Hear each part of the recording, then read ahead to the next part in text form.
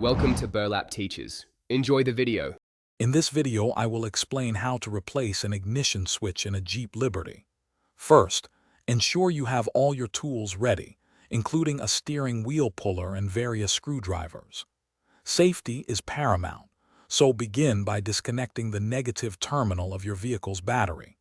Next, you will need to carefully remove the upper and lower steering column covers to access the ignition switch assembly.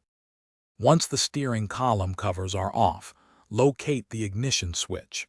You will need to detach all electrical connectors plugged into the switch. Pay close attention to how they are oriented for reinstallation. Then, remove any mounting screws or retaining clips that secure the switch in place.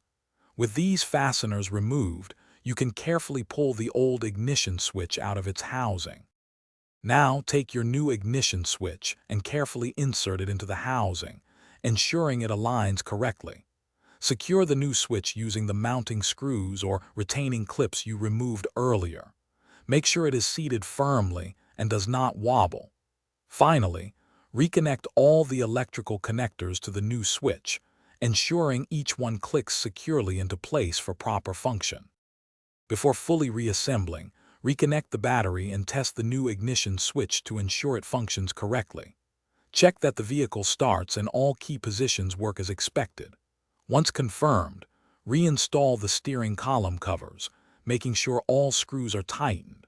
Remember to check the description for a link to a book that can truly change how you think about money, as well as other helpful deals.